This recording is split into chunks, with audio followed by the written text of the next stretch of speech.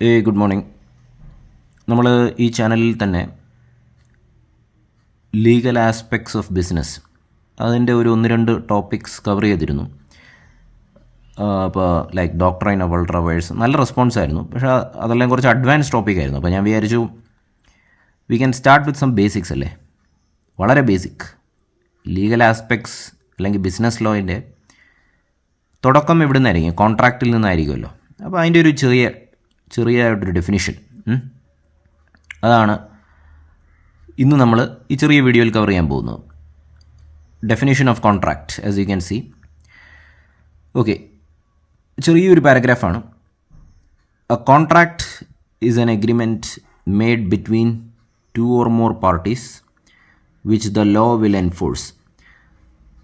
അതായത് 2-2 കൂടുതൽ പാർട്ടീസ് എന്ന് പറഞ്ഞാൽ കക്ഷികൾ. അപ്പോൾ ഇവർ തമ്മിൽ ഒരു എഗ്രിമെൻറ്റ്, ഒരു ഉടമ്പടി അത് സൈൻ ചെയ്യുന്നു. അത് നിയമപ്രകാരം ശക്തി ആർജിച്ചതായിരിക്കും. അതായത് ആ ഉടമ്പടി എന്ന് പറഞ്ഞാൽ വെറും ഒരു പേപ്പർ കഷ്ണമല്ല, നിയമത്തിൻ്റെ ലോ അതിൻ്റെ പിൻബലം ഉണ്ടായിരിക്കും. അപ്പോൾ അങ്ങനെ ഒരു ഉടമ്പടിയെ നമ്മൾ കോൺട്രാക്റ്റ് എന്ന് വിളിക്കുന്നു. അതായത് ആ കോൺട്രാക്റ്റിൽ എഴുതിയിരിക്കുന്ന രേഖപ്പെടുത്തിയിട്ടുള്ള കാര്യങ്ങൾ എല്ലാ കക്ഷികളും അംഗീകരിക്കേണ്ടതാണ്. അതാണ് ഉദ്ദേശിക്കുന്നത്. ഇത് തന്നെ വേറൊരു സെക്കൻഡ് സെൻറ്റൻസ് എടുത്തു കഴിഞ്ഞാൽ a contract is an agreement enforceable by law. Same contract എന്ന് പറഞ്ഞാൽ ഒരു ഉടമ്പടിയാണ്. അത് എൻഫോഴ്സിബിൾ എന്ന് പറഞ്ഞാൽ എന്താണ്? ഫോഴ്സ്, അത് ഫോഴ്സ് ചെയ്യുന്നതാണ്. ആ നിയമപ്രകാരം ആ കോൺട്രാക്റ്റിൽ എഴുതിയിരിക്കുന്ന കാര്യം ഈ കക്ഷികളെല്ലാവരും തന്നെ, ഒപ്പിട്ട കക്ഷികളെല്ലാവരും തന്നെ അംഗീകരിച്ചേ പറ്റൂ. ടൈം പാസിനല്ലല്ലോ ചെയ്യുന്നത് കോൺട്രാക്റ്റ് എന്ന് പറയുമ്പോൾ. അതായത് അതൊരു ലീഗൽ ഡോക്യുമെൻ്റാണ്, വെറും ഡോക്യുമെൻ്റ് അല്ല, ലീഗൽ ഡോക്യുമെൻ്റാണ്. മൂന്നാമത്തെ sentence, every agreement and promise enforceable at low is A contract. ഇപ്പോൾ ഈ കോൺട്രാക്റ്റിനകത്ത് എഗ്രിമെൻറ്റ്സ് ഉണ്ടായിരിക്കും, പ്രോമിസുകൾ ഉണ്ടായിരിക്കും. അതായത് പല കാര്യങ്ങൾ ചെയ്തു കൊള്ളാം, പല കാര്യങ്ങൾ ചെയ്യാൻ പാടില്ല. അപ്പം ചെയ്യാൻ പാടുള്ളതും ചെയ്യാൻ പാടില്ലാത്തതും എല്ലാം പരസ്പരം കക്ഷികൾ അംഗീകരിക്കുന്നതായിരിക്കും. ഏതിൽ? ഈ കോൺട്രാക്റ്റിൽ എഴുതിയിരിക്കുന്ന പ്രകാരം. സിമ്പിൾ. ഇത് കാണാം. സർ വില്യം ആൻസൺ ഡിഫൈൻസ്, അദ്ദേഹത്തിൻ്റെ ഡെഫിനിഷനാണ്, വില്യം ആൻസൻ്റെ ഡെഫിനിഷനാണ്.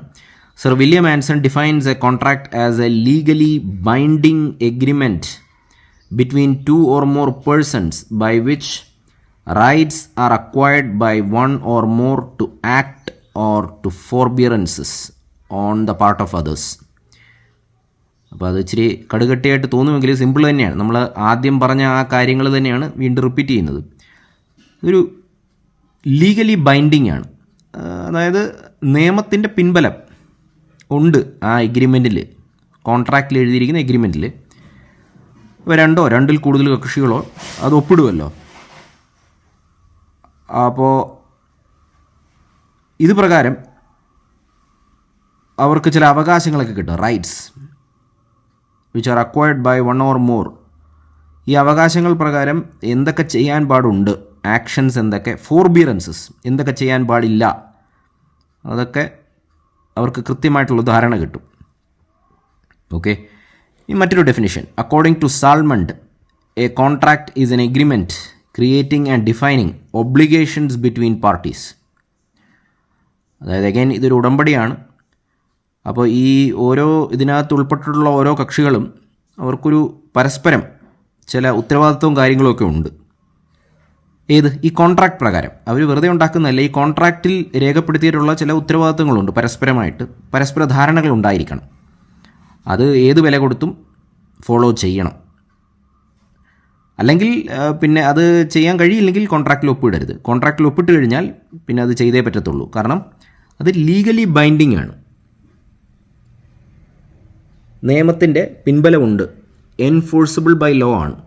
അപ്പോൾ അത് ആ പരസ്പര ധാരണയോടുകൂടി ചെയ്ത് മുന്നോട്ട് പോകണം. ഇതാണ് ചിന്നൊരു ഡെഫിനിഷൻ, ഒരു കോൺട്രാക്റ്റ്. എനിക്ക് തോന്നുന്നു ബിസിനസ് ലോയിൻ്റെ ഏറ്റവും ആദ്യത്തെ മോഡ്യൂളിൽ തന്നെ ഇതാണ് വരുന്നത്. ഓക്കെ, അപ്പോൾ hope you enjoyed the small definition. Fine. And comment ചെയ്യുക, സപ്പോർട്ട് ചെയ്യുക.